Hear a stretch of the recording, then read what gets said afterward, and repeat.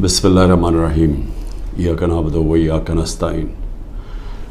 मेरे पाकिस्तानियों, आजकल जो जुल्म हो रहा है, जिस तरह का जुल्म तहरीक इंसाफ के लीडरशिप कारकुनों पे और जो भी सपोर्टर्स हैं, वोटर्स हैं, या जिसने कोई मीडिया के ऊपर भी कोई हिमायत कर दी तहरीक इंसाफ के लिए, ये जिस तरह का जुल्म किया जा रहा है, मैं सिर्फ मुझे कई दफ़ा ख्याल आता है कि क्या कोई खौफ खुदा नहीं है?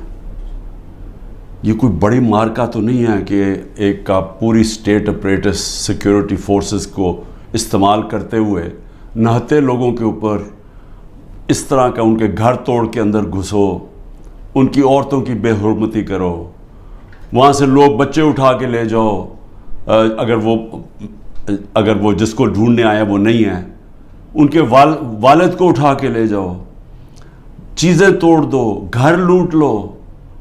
फिर एक और धंधा चल पड़ा। अब यहाँ क्या करते हैं, ये पुलिस जाके कहती है, किसी को पकड़ लेती है, जी आपका जियो फेंसिंग में नाम आ गया है कि आप उस जगह पे थे, उनसे फिर पैसे लेती है। 15 लाख रुपया रेट बन गया है। 15 लाख से शुरू होते हैं, कईयों को 5 लाख देते हैं, कोई 10 लाख देता है, कोई 15 लाख देता है। उनको नहीं तो कहते हैं हम आपको पकड़ के अंदर डाल देंगे, क्योंकि अब तो किसी को भी पकड़ सकते हैं। ये तो लाइसेंस मिल गया है इस मुल्क में जुल्म करने का। आप किसी को भी पकड़ के जेल में डाल दें, जी एमपीओ के अंदर जेल में डाल दिए। यानी ये मैं सवाल ये पूछता हूँ कि कोई खौफ खुदा है? क्या आपको डर है कि आप कितनी देर जिंदा रहेंगे? आपको ऊपर वाले को जवाब देना पड़ेगा कि ये जो आप कर रहे हैं अपने लोगों से। मैं यकीन दिलाता हूँ कि ये जब इस तरह की चीज़ें किसी उन जो अपनी कौम नहीं होती, मसलन हिंदुस्तान की फ़ौज जो कश्मीरियों से कर रही है, या इसराइल की फ़ौज जो फ़लस्तीनियों से कर रही है, मैं आपको यकीन दिलाता हूँ कि वहाँ भी कोई चेक हो जाता है। वह एक अफ़गानिस्तान के अंदर एक सबसे ऑस्ट्रेलिया का जो डेकोरेटेड सिक्योरिटी फोर्सेस का आदमी था, जिसको सब हीरो मानते थे, जो उसके जो तगमे मिले हुए थे जिसको, उसके ऊपर उनके कई फौजियों ने कहा जी इसने अफगानियों को इनको गलत कत्ल किया। उसके ऊपर एक्शन लिया गया कि दूसरों के खिलाफ भी उसने अगर गलत काम किया सजा मिली उसको। तो हम तो आज एक अजीब से हालात देख रहे हैं, और जो भी इसके पीछे सोच है उसको तो कोई खौफ नहीं है कि मैंने एक दिन अल्लाह को जवाब देना है। और यही हमारी बदकिस्मती है कि ये वो मुल्क जो बना था इस्लाम के नाम पे, बहुत बड़े प्रिंसिपल्स इस्लाम के थे। जब मेरे नबी सल्लल्लाहु अलैहि वसल्लम जंग पे निकलते थे तो इंस्ट्रक्शंस दिया करते थे कि औरतों को, बच्चों को, बूढ़ों को, बल्कि वो तो कहते थे दरख्त भी नहीं आपने काटने। यानी ऐसी जो हमारा जो सिविलाइजेशन, जो हमारा अजीम लीडर था, वो किस तरह की एक सोच रखते थे इंसानियत के तौर पे, और फिर जो उनका इंसाफ का पैमाना था वो किस लेवल के ऊपर था, और इसलिए तो वो दुनिया की अजीम कौम बने।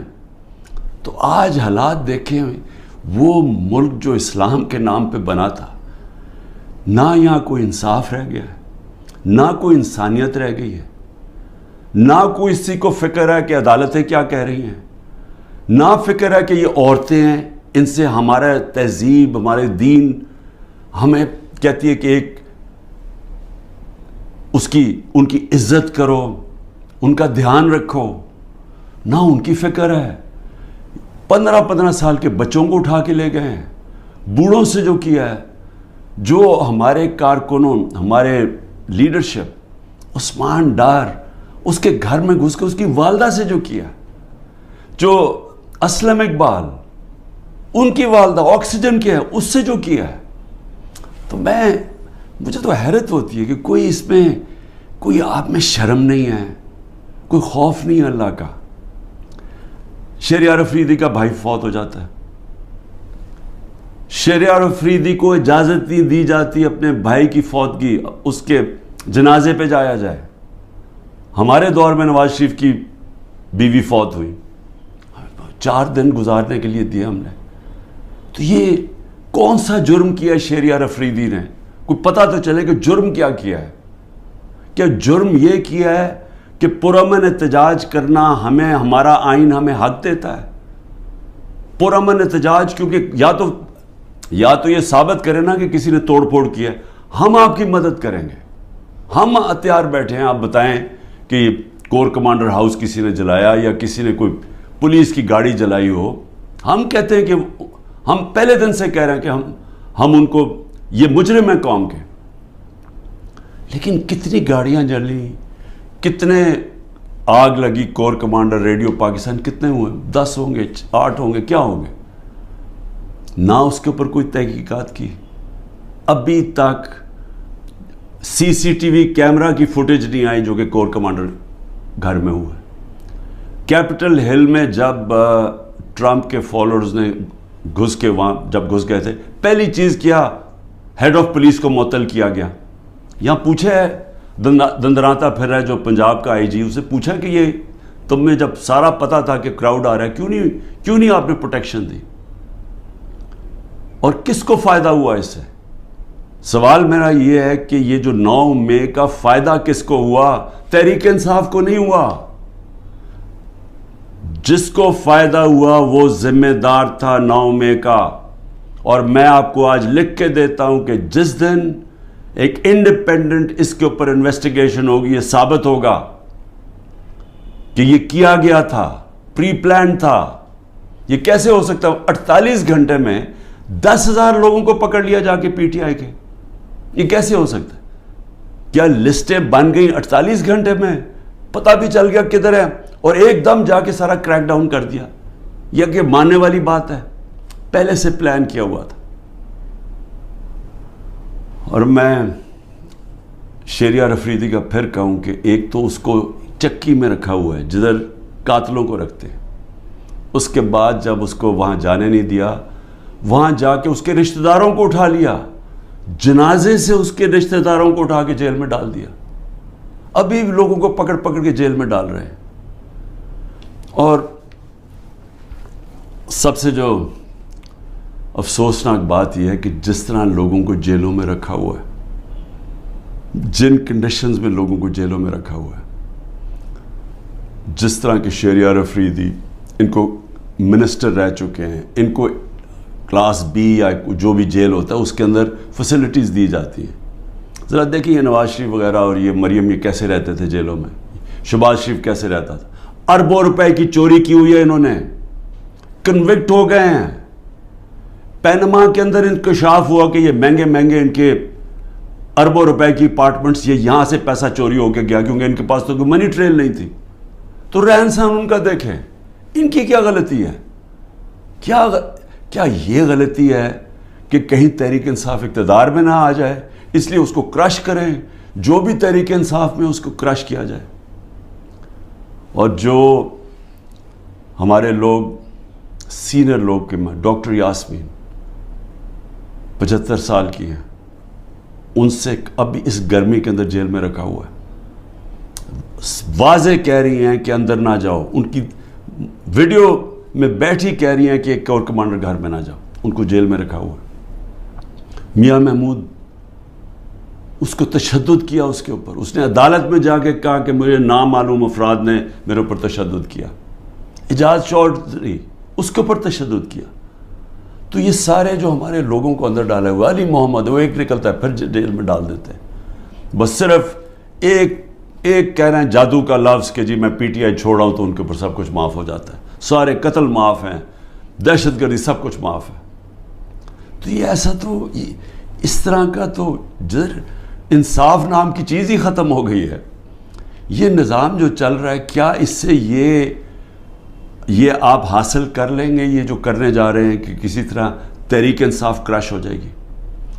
میں آپ کے سامنے آج بیٹھ کے میں یہ دعویٰ کرتا ہوں, آپ جو مرضی کر لیں آپ تحریک انصاف کو نہیں روک سکتے. جتنا مرضی ظلم کریں گے تحریک انصاف کا ووٹ بینک بڑھتا جا رہا ہے.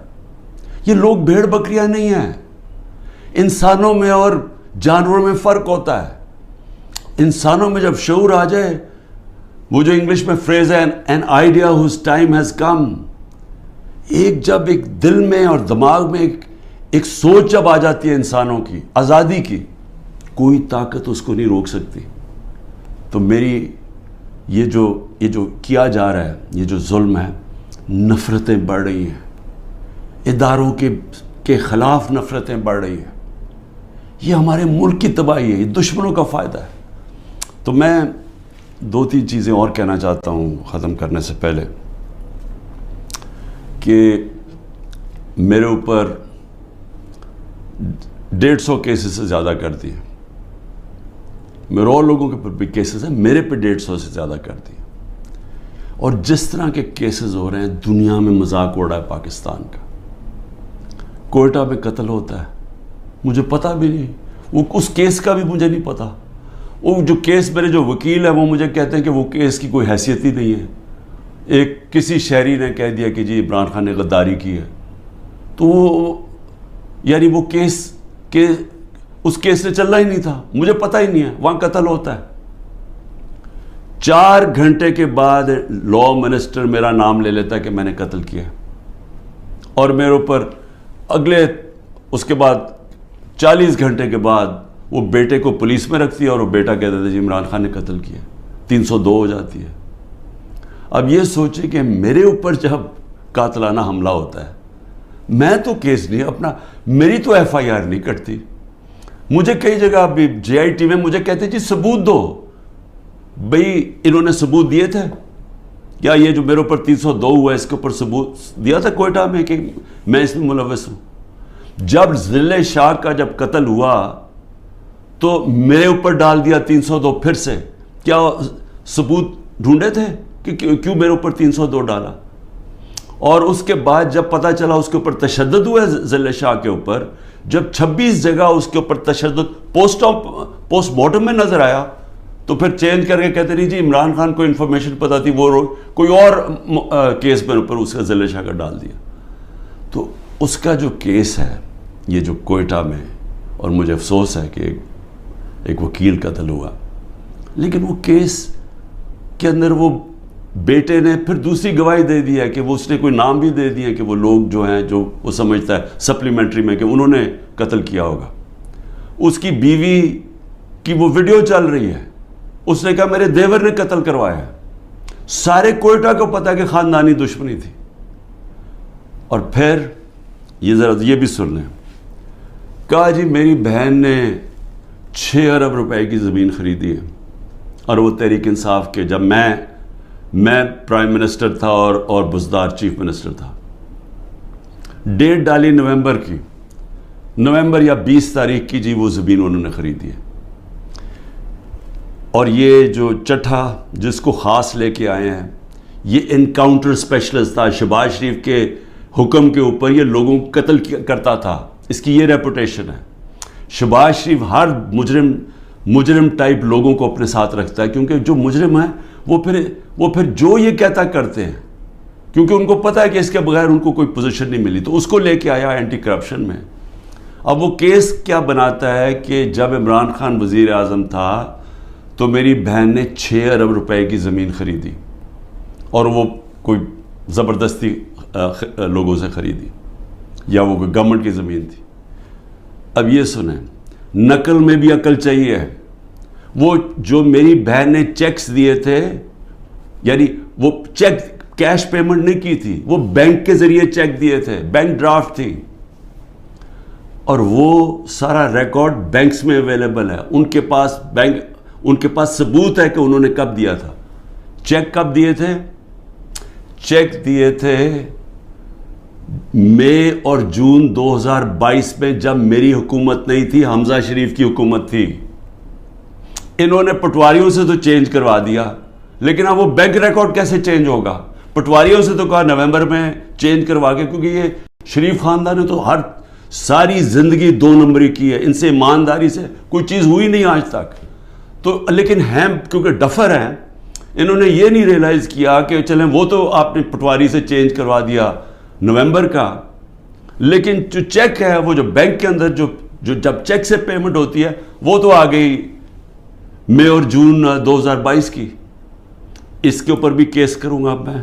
یہ جو کرپٹ آدمی یہ لے کے آئے ہیں, یہ جو انکاؤنٹر اسپیشلسٹ چٹھا, میری بہن بھی کرے گی, لیکن میں صرف پبلک کے سامنے کہنا چاہتا ہوں کہ کتنے نیچے گر چکے ہیں کہ کسی نہ کسی طرح عمران خان کو کسی کیس میں پکڑ کے جیل میں ڈال دیں. یہ جو ملٹری کورٹس کھولے ہیں, اس کا بھی صرف ایک ہی مقصد ہے کہ کیونکہ عام ان عدالتوں میں, کسی بھی عدالتوں کے اندر کوئی بھی کیس نہیں کھڑا ہوتا, کیونکہ وہ کیس ہے ہی کچھ نہیں, بوگس کیسز ہیں. اب یہ فوجی عدالتوں کے ذریعے عمران خان کو سزا دلوائیں گے. کیا ہوگا اس سے؟ میں تو تیار ہوں, میں تو ہر چیز کے لیے تیار بیٹھا ہوں, ہر جگہ ہر دوسرے دن عدالتوں میں پھر رہا ہوں, جا رہا ہوں. کوئی یہ نہ مجھے کہے کہ میں یہ جو ان دو بڑے ڈاکوؤں کی طرح دم دبا کے باہر بھاگ جاؤں, کیونکہ ان کو کرپشن اتنی انہوں نے کی ہوئی, ہمیشہ یہ باہر بھاگ جاتے ہیں, وہاں سے پھر این آر او لے کے ڈیل کر کے پھر واپس آ جاتے ہیں. میں یہی ساری کیسز لڑوں گا, اور میں ملٹری کورٹ میں بھی لے کے جائیں وہاں بھی کیس لڑوں گا. لیکن یہ یاد رکھیں کہ مجھے ایک آدمی کو باہر رکھنے کے لیے جو آپ نقصان پہنچا رہے ہیں پاکستان کو, سارے پاکستان کی عدلیہ کے نظام کو, جو پاکستان کی ڈیموکریسی ہے, جو پاکستان کے ادارے تباہ کیے جا رہے ہیں, یہ جو جھوٹے کیسز بنائے جا رہے ہیں. سوچیں کہ یہ جب آپ پولیس کو اس طرح کام کروائیں گے پولیس سے, تو وہ اپنے بھی کام کریں گے. جس طرح میں نے ابھی کہا کہ ہر جگہ پیسہ بنا رہے ہیں آپ کہ جی جیو فینسنگ میں آپ کا نام آ گیا, اتنے پیسے دے جی, نہیں تو ہم وہ جو 3 MP اس کے اندر پکڑ کے آپ کو جیل میں ڈال دیں گے. تو سارے ادارے, سارا ملک کا نظام تباہ کیا جا رہا ہے. معاشی حالات وہ دیکھ لیں, ملک معاشی طور پہ بیٹھ چکا ہے, آگے کوئی امید بھی نہیں نظر آ رہی. یہ جو بجٹ پیش کیا دنیا مذاق اڑا رہی ہے, پیسہ کدھر سے آئے گا ان کو یہی نہیں پتا. اور صرف جب ایک obsession ہو کہ صرف ایک آدمی نے نہیں آنا, اور کوئی فکر نہیں ہے کہ ملک کے سارے ادارے تباہ ہوں, اخلاقیات تباہ ہو, ہمارا جو پولیس کا نظام تباہ ہو, اور صرف کوئی بھی تحریک انصاف کا بس یہ کہہ دے لیڈر کہ میں جی پارٹی چھوڑ رہا ہوں, تو اس کے اوپر قتل بھی معاف ہو جاتا ہے, سارے کیسز معاف ہو جاتے ہیں. کیا اس طرح کوئی ملک چل سکتا ہے؟ کیا ایسے ملکوں کو بنانا ریپبلک نہیں کہتے ہیں؟ میں اس لیے آخر میں کہتا ہوں, اب دیکھیں, میں اس لیے بات چیت کی بات کر رہا ہوں, اپنے ملک کا مجھے فکر پڑی ہوئی ہے. یہ ملک ادھر جا رہا ہے جدھر کوئی سنبھال نہیں سکے گا. میں اس لیے یہ کہہ رہا ہوں کہ ابھی بھی ٹائم ہے بات چیت کرنے کا, اور بات چیت کرنے کا یہ پی ڈی ایم کے لوگوں سے کوئی فائدہ نہیں ہے, کیونکہ ان کے ہاتھ میں کچھ نہیں ہے. یہ تو ڈرے ہوئے ہیں کہ سارا وقت جی عمران خان کو ملٹری کورٹ میں. سوچیں کہ ڈیموکریٹس بھی کہتے ہیں کہ جی کسی کو ملٹری کورٹ میں ٹرائی کریں, کیونکہ اتنے ڈرے ہوئے ہیں الیکشن سے, ان کو پتہ ہے الیکشن میں ان سے کیا ہونا ہے. تو میں صرف اسٹیبلشمنٹ آرمی چیف سے بات کرنا چاہتا ہوں کہ ابھی بھی ٹائم ہے, یہ کورس کریکشن کریں. یہ ملک جس طرف جا رہا ہے یہ آپ بھی نہیں, کوئی نہیں کنٹرول کر سکے گا. یہ غلط فہمی ہے کسی کو کہ ایک اسٹیبلشمنٹ ملک کو اکٹھا رکھ سکتی, نہیں رکھ سکتی. ملک کو ایک ڈیموکریٹک پارٹی جس پبلک کے اندر روٹس ہوں وہی ملک کو اکٹھا رکھ سکتی ہے, اور پھر ہاں دشمنوں سے پروٹیکٹ کر سکتی ہے ہماری پاکستان کی فوج. لیکن اس طرف جدھر ہم جا رہے ہیں, مجھے افسوس سے کہنا پڑتا ہے کہ ہم ایک بالکل اندھیرے میں جا رہے ہیں. اور میں پھر سے آج صرف اس لیے کہہ رہا ہوں, کوئی مجھے کسی سے کسی چیز کی ضرورت نہیں ہے, وہ کسی سے کوئی مدد نہیں مانگ رہا. میں کوئی نہیں کہہ رہا میرے کیسز ختم کر دو, میں سارے کیسز اٹینڈ کروں گا. میں صرف یہ کہہ رہا ہوں کہ پاکستان کو بچائیں. یہ ملک جس طرف جا رہا ہے, یہ جس طرف یہ لے کے جا رہے ہیں, اور جو آگے پلان بنا ہوا ہے کہ اور بھی پارٹیز کھچڑی بنا کے اور چھوٹی چھوٹی پارٹیز کے اندر بندر بانٹ ہو جائے, اور اس سے کوئی چینج آ جائے گا ملک میں, اس سے اور تباہی آئے گی آگے. پاکستان پائندہ باد.